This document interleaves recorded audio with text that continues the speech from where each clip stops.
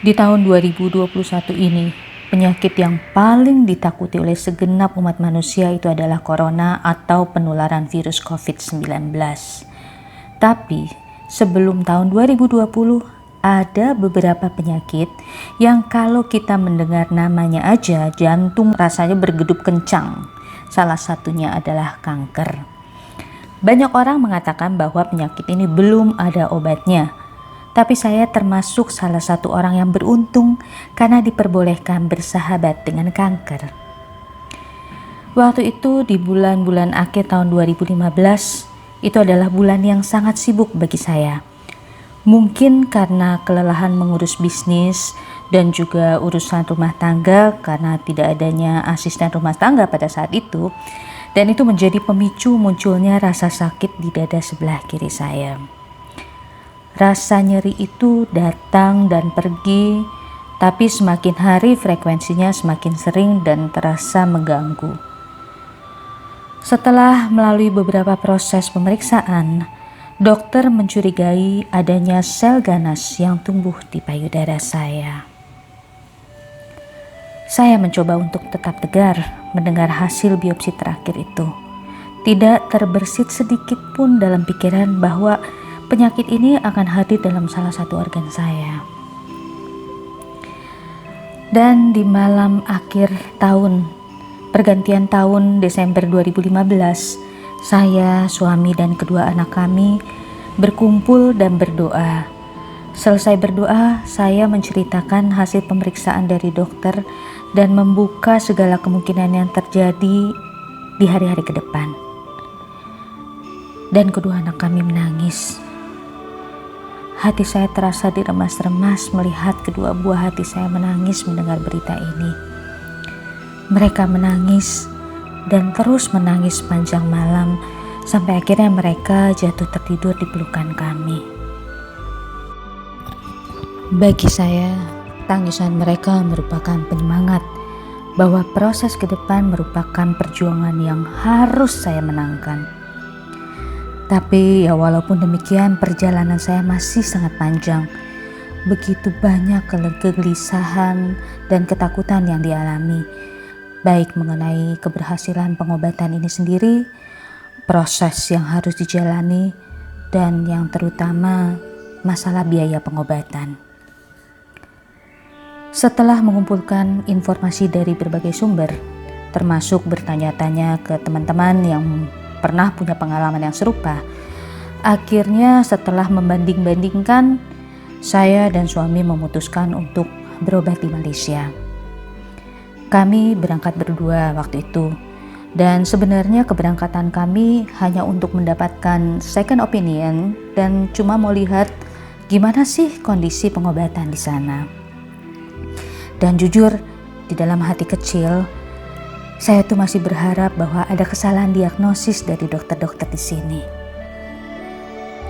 Tapi ternyata saya harus mengubur dalam-dalam harapan saya.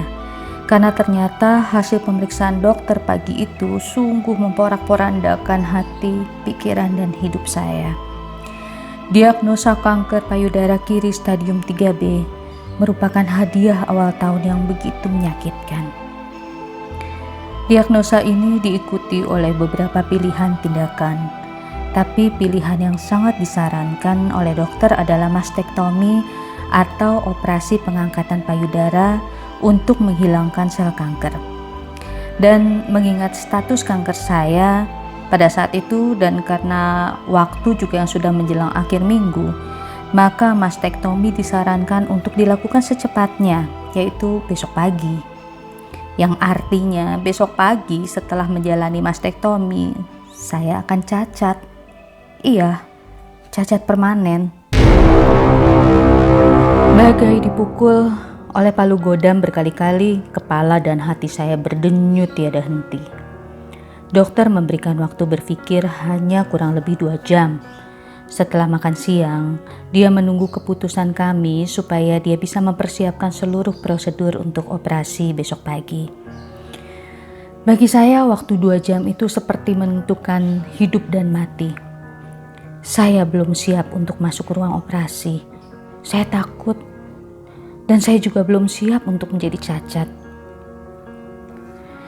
Akhirnya, setelah beberapa bulan mencoba tegar, kali ini seluruh pertahanan saya jebol. Air mata ketidakberdayaan membanjiri mata dan wajah saya. Kesombongan saya runtuh ke titik terendah. Saya sadar, campur tangan Tuhan adalah satu-satunya yang sangat saya butuhkan pada saat itu. Setelah berusaha menenangkan diri, saya mencoba untuk membuka komunikasi dengan yang mempunyai kehidupan. Ketidakberdayaan yang sudah mencapai titik terendah membuat saya menyerahkan segala keputusan berada di tangan Tuhan. Karena saya percaya Dia mempunyai rencana yang indah bagi saya. Proses negosiasi pada saat itu berjalan cukup lancar, namun lumayan alot. Dan di menit-menit terakhir akhirnya saya memutuskan untuk mengikuti saran dokter untuk melakukan operasi keesokan harinya. Walau ketakutan masih menyambangi, puji Tuhan, operasi saya bisa berjalan lancar.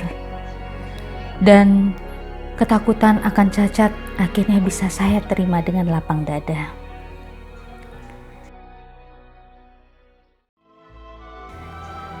Saya kira fase terberat sudah terlewati, tapi ternyata proses berikutnya itu tidak kalah menantang. Secara berkala, 3 minggu sekali saya harus kembali ke rumah sakit untuk menjalani kemoterapi. Jarum-jarum suntik dan selang infus itu menjadi teman yang akrab selama 5 bulan berikutnya. Proses pembunuhan massal sel-sel dalam tubuh ini bukanlah hal yang mudah.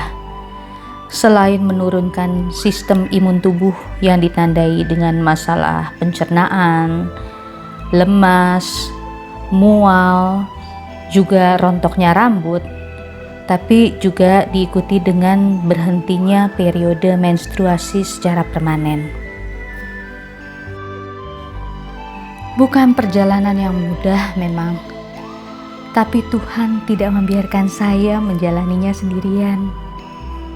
Dia hadir dalam bentuk support system yang sangat kuat.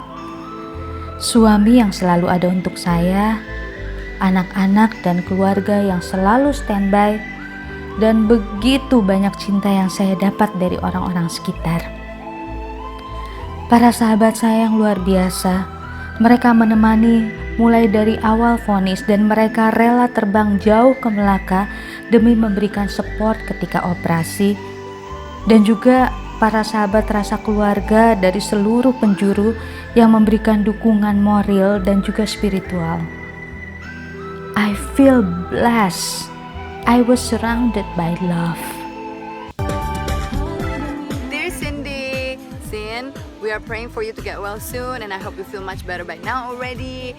And we know that you are a very strong person, that you can get through this, you can fight this, and you know that we love you. You're a very important part of our lives, especially waktu di MTV.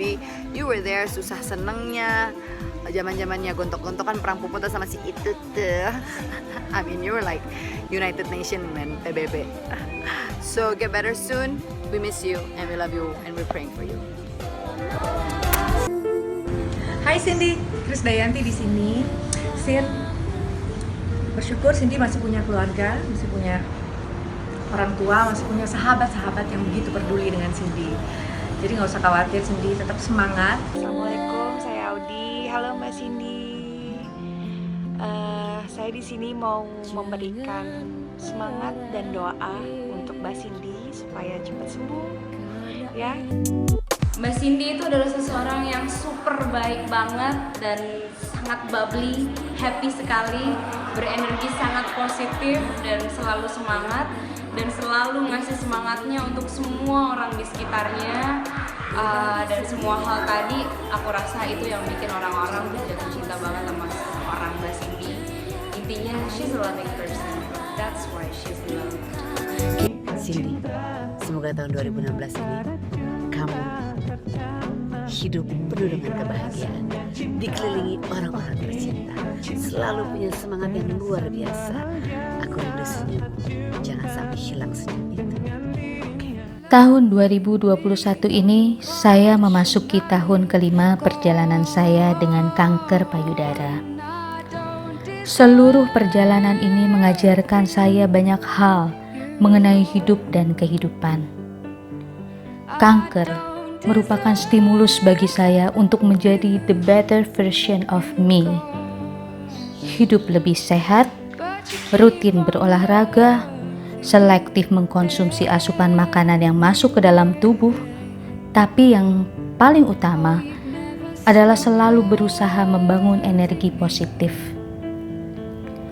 Kanker menyadarkan saya bahwa mukjizat terjadi bukan semata-mata pada kesembuhan fisik, melainkan lebih pada kesembuhan jiwa, keikhlasan, ketaatan, dan penyerahan diri secara total.